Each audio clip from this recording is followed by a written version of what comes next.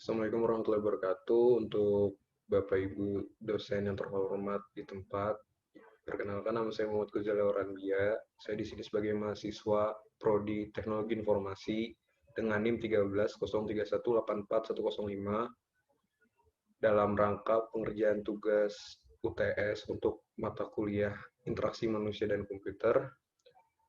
Jadi di sini saya akan sesuai tugas yang ada diberikan di LMS, yaitu mereview dari step 1 hingga ke 9 dari storyboard sampai prototype.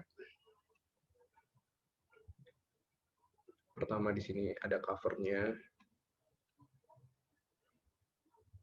dengan dosen pengampu yaitu Bapak Danang dengan kode dosen DJN. Step pertama yaitu karakteristik pengguna dan pesona. Dari step pertama ini yang saya ambil yaitu metode kuesioner, memiliki dua narasumber yaitu Ibu Citra dan Ibu Ega, yaitu ibu dan tante saya sendiri. Di sini bisa dilihat ada 20 pertanyaan untuk para koresponden dengan contoh dari nomor 1 yaitu dengan siapa kami berbicara, kami memanggil bapak atau ibu untuk mengetahui jenis kelamin yang terhormat apa dan sebagainya. Dan di sini ada jawaban dari koresponden yang tadi saya sebutkan. Terus sampai akhirnya identifikasi tingkat pengetahuan dan pengalaman user dalam laporan ini berdasarkan user pertama yaitu Citra Dwi Hayuwidi, ibu rumah tangga yang sekarang terkena dampak virus corona. Maka dari itu Ibu Citra harus mendampingi sang buah hati untuk melakukan study from home. Mereka menggunakan Google Meet dan Google Classroom. Dan kembali lagi ke step kedua, sebelum masuk ke step kedua, di sini ada contoh user persona dari Ibu Citra dan Ibu Ega yang saya buat berdasarkan berdasarkan tadi jawaban dari kuesioner yang saya buat. Step kedua yaitu analisis task dan model konseptual. Di sini dijelasin bagaimana business definition dan requirement analysis dari Google Meet itu sendiri.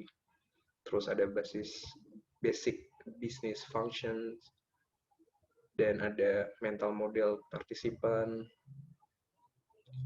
Terus di task analysis ini dijelaskan tentang hierarchical task analysis atau HTA, di mana dari step 0 melakukan meeting, nanti apa yang akan dilakukan dari meeting itu harus melakukan apa, seperti membuka laman Google Meet dan sebagainya sampai hingga akhirnya kelas tersebut selesai.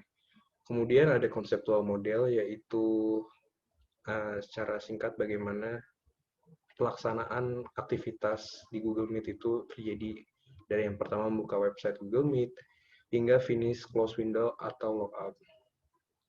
Step ketiga yaitu prinsip desain. Di prinsip desain ini ada mockup user interface. Dari pertama itu ada login. Di sini ada mockup UI login dari Google-nya sendiri. Cuman sebenarnya kalau misalnya di Google Meet dia nggak ada. Kita harus ngeklik yang di kanan atas seperti contohnya yang ini di di sini. Ketika kita di sini belum login atau bagaimana, biasanya dia ada blank profile gitu dan kita harus login. Cuman karena menurut saya itu kurang efektif, saya buat user interface-nya kayak gini. Ketika kita buka si Google Meet-nya, maka akan langsung muncul sign in to Google, di mana kita akan langsung bisa login dengan email dan password yang kita punya, atau kita bisa menggunakan akun yang sudah terdaftar di laptop kita. Oleh karena itu, bisa meminimalisir kesalahan menggunakan akun ketika kita menggunakan Google Meet. Seperti biasanya contohnya kayak kita sedang ingin join kelas, kemudian ternyata kita nggak pakai SSO, terus jadi ribet dan malah nanya ke dosennya, Pak ini kenapa saya nggak bisa. Oleh karena itu, menurut saya sign in terlebih dahulu di awal laman itu sangat penting supaya menghindari kesalahan-kesalahan seperti itu. Terus habis itu ada ketika kelas daring di Google Meet-nya ada tampilan seperti ini. yang belum saya ubah. Kemudian saya ubah menjadi seperti ini, lebih ringkas, jelas, sangat sedikit menu dan lain-lain. Soalnya menu yang saya tampilkan di sini itu ada di sini ketika tentang akun dan lain-lain. Cuman karena keterbatasan mengedit, jadi saya nggak bisa apa namanya buka desainnya di situ.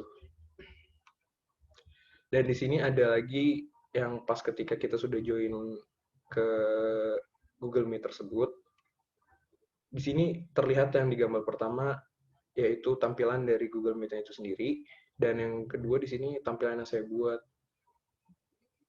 Nah, di sini dia ada layar yang nanti akan menunjukkan kamera atau meetingnya.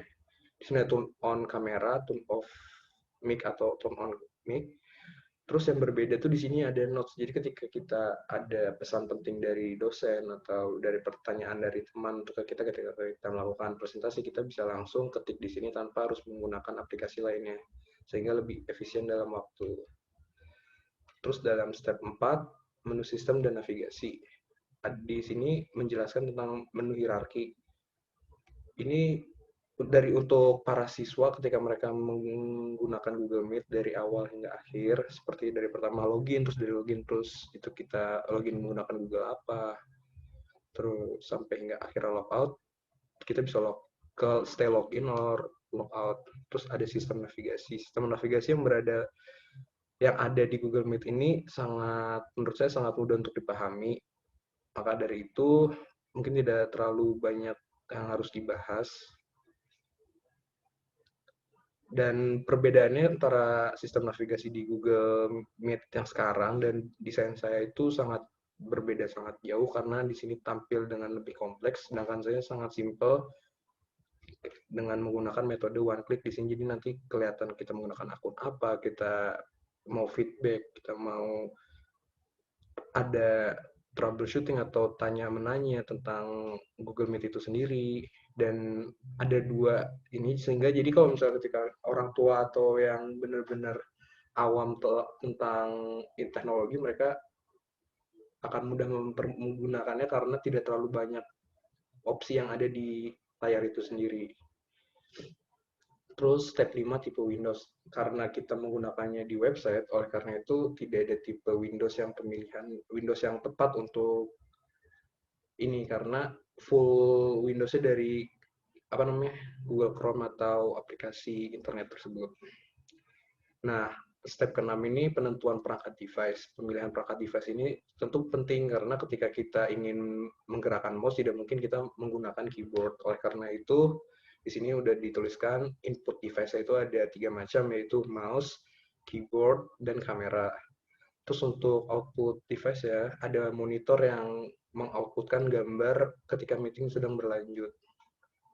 Terus di step ke-7 ada screen based control, yaitu operable control, terus ada operable button, dan lain-lainnya. Operable button itu apa sih? Operable button itu kayak yang bisa diklik gitu. Misalnya kayak, kalau ini bukan operable button ya, ini lebih ke arah text area di mana dia blank dan harus kita isi. Kalau misalnya operable button, contohnya di sini nih, kayak kamera, kita mau menyalakan kamera atau menyalakan mic. Terus di sini juga ada text area. Nah, yang tadi saya bahas itu adalah text entry. Nah, text entry itu seperti enter code or link, di mana kita harus mengisi blank spot yang tadi itu. Nah, terus kalau misalnya untuk penulisan teks dan pesan di Google Meet itu mudah dipahami, soalnya kenapa dia bisa pengaturan bahasa sesuai bahasa kita. Jadi ketika kita menggunakan bahasa Indonesia di Google kita sendiri itu, maka akan muncul dalam bahasa Indonesia atau bahasa Jerman atau bahasa manapun, karena Google bersifat universal. Nah, untuk feedback, guidance, dan assistance-nya ini pada Google Meet juga tersedia tadi. Nah, ini untuk support, ini untuk feedback yang secara lebih luas itu ada di sini kalau nggak salah.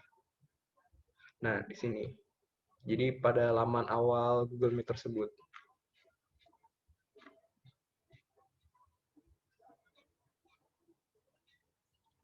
Di sini ada prototype yang sudah saya buat dari awal, yaitu seperti ini kurang lebih, dan ya bisa direalisasikan sedemikian rupa.